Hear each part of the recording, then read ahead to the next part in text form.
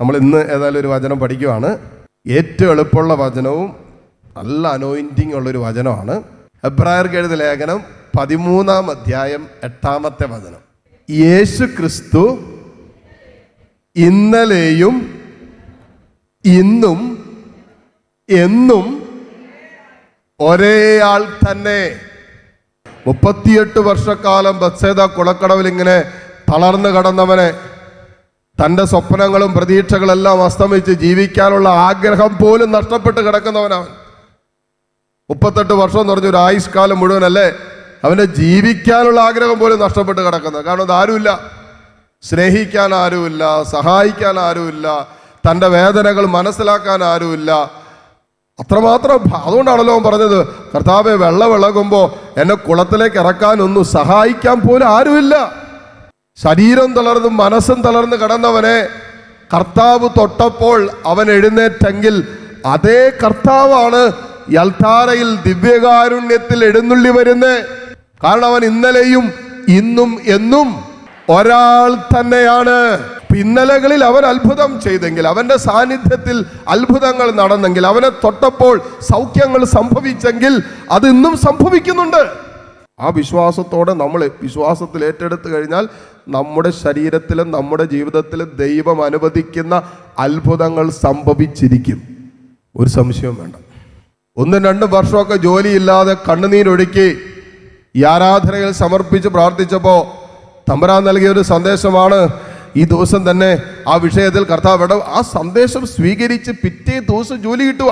2 വർഷമായിട്ട് ഒരു ജോലിക്ക് വേണ്ടി രാപ്പകലില്ലാതെ ഓടി നടന്നിട്ട് കിട്ടാതിരുന്ന ജോലി ഒരു രാത്രിയിൽ ആരാധനയുടെ മണിക്കൂറിൽ ദൈവം അവരെ തൊട്ടപ്പോൾ പിറ്റേ ദിവസം അത്യാവശ്യം നല്ല ശമ്പളത്തിൽ ജോലി. അപ്പം അതേ കർത്താവ്, ആ കർത്താവിനെ വിശ്വാസത്തോടെ നമ്മൾ തൊട്ടാൽ, അല്ലെങ്കിൽ അവൻ്റെ ഒരു സ്പർശനം നമുക്ക് കിട്ടിയാൽ നിശ്ചയമായും അത്ഭുതം നടന്നിരിക്കും. അവനെ നമുക്ക് തൊടാനും അവൻ്റെ അടുത്തേക്ക് നമുക്ക് പോകാനും പറ്റാത്തതിന് ഒരു കാരണം വചനം പറയുന്നത് എന്നാണെന്നറിയാവോ? നമ്മുടെ വിശുദ്ധ ജീവിതത്തിൻ്റെ പ്രശ്നം. മോശ കർത്താവിനെ ഇങ്ങനെ മുൾപ്പടർപ്പിൽ കാണുക. ആ ദൈവസാന്നിധ്യം കണ്ടപ്പോൾ ഈ ദൈവസാന്നിധ്യം അടുത്ത് കാണാൻ വേണ്ടി മോശ അടുത്തേക്ക് ചെന്നു.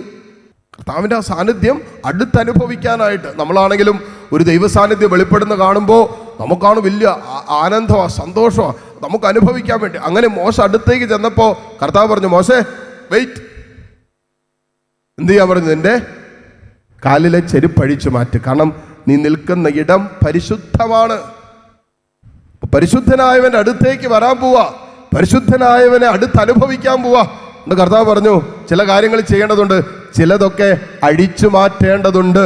ആ പരിശുദ്ധിയിലേക്ക് അടുക്കാൻ, ആ പരിശുദ്ധിക്ക് ചേരാത്ത ചിലതൊക്കെ, ചില ആലോചനകൾ, ചില ചിന്തകൾ, ചില തീരുമാനങ്ങൾ, ചില ബന്ധങ്ങൾ, ഇതെല്ലാം അഴിച്ചു മാറ്റുന്നിടത്താണ് ദൈവസ്നേഹത്തിൻ്റെ ശക്തമായ അനുഭവങ്ങൾ നമുക്ക് അനുഭവിക്കാൻ പറ്റുക.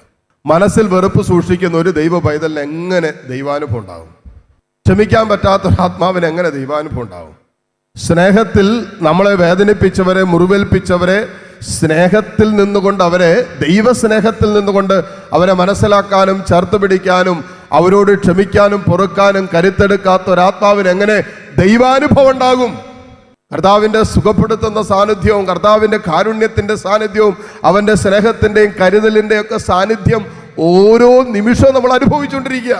തമ്പുരാൻ ഇങ്ങനെ താങ്ങിയാണ് നമ്മളെ നടത്തുന്നത്. തമ്പുരാൻ നമ്മെ എല്ലാ അനുഭവങ്ങളിലും കരുതുന്നുണ്ട്. ഇന്നലകളിൽ നമ്മെ കരുതിയ കർത്താവ്, സ്നേഹിച്ച ദൈവം, സുഖപ്പെടുത്തിയ കർത്താവ്, കരുണ കാണിച്ച ദൈവം എന്നും അതേ ദൈവം തന്നെയാണ്. പ്രഭാഷകന്റെ പുസ്തകം 2-ാം അധ്യായം 10-ാമത്തെ വചനത്തിൽ നാം വായിക്കുന്നില്ലേ, അവനെ വിളിച്ചപേക്ഷിച്ചിട്ട്, ഇന്നലകളിൽ അവനെ വിളിച്ചപേക്ഷിച്ചിട്ട് ആരാണ് ഭഗ്നാശരായത്? അതേ കർത്താവിൻ്റെ സാന്നിധ്യമാണ് നമ്മുടെ കൂടെ ഉള്ളത്. ഏതാനും ദിവസങ്ങളും മാസങ്ങളും പ്രാർത്ഥിച്ചിട്ടും ഫലം കിട്ടിയില്ല എന്ന് കരുതി പ്രാർത്ഥന നിർത്തരുത്.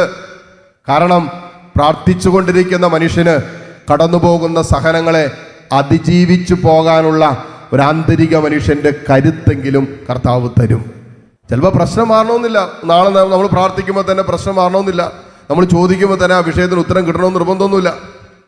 പക്ഷേ പ്രാർത്ഥിക്കുന്ന മനുഷ്യന് ആ പ്രശ്നത്തെ എത്ര കാലം നീണ്ടാലും, ആ പ്രശ്നത്തിൻ്റെ ദൈർഘ്യവും കാഠിന്യവും എത്ര കഠിനമാണെങ്കിലും, ആ കാലഘട്ടം, ആ കൊടുങ്കാറ്റ് കടന്നു പോകുവോളം കർത്താവിൻ്റെ ചിറകിൻ്റെ കീഴിൽ അഭയം തേടുന്നവന് ആ വിഷയത്തെ അതിജീവിക്കാനുള്ള കരുത്ത് കിട്ടും. അതാണ് സങ്കീർത്തകൻ പറഞ്ഞത്, നിന്റെ ജീവിതത്തിലടിക്കുന്ന കൊടുങ്കാറ്റ് കടന്നു പോകുവോളം കർത്താവിൻ്റെ ചിറകിൻ്റെ കീഴിൽ അഭയം തേടുക. കൊടുങ്കാറ്റ് വരുമ്പോൾ നമ്മൾ അസ്വസ്ഥരാകും, ഭാരപ്പെടുകയും ദൈവത്തിലുള്ള ആശ്രയത്തെ കളയല്ല ചെയ്യേണ്ടത്. കർത്താവിൻ്റെ ചിറകിൻ്റെ കീഴിൽ തന്നെ നിൽക്കുക. എന്നാണ് കൊടുങ്കാറ്റ് തീരുന്നതെന്ന് നമുക്കറിയില്ല. എപ്പോഴാണ് ഈ പ്രശ്നം തീരുന്നതെന്ന് അറിയില്ല. എപ്പോഴാണ് ഈ പ്രതിസന്ധി തീരുന്നതെന്ന് അറിയില്ല. നമുക്കറിയാത്ത കാര്യങ്ങൾ ദൈവത്തിന് അറിയാലോ. എല്ലാം അറിയുന്നവൻ ദൈവമാണല്ലോ. അപ്പൊ നമുക്കറിയില്ല എന്നാ ഈ പ്രശ്നം തീരുന്നതെന്ന്.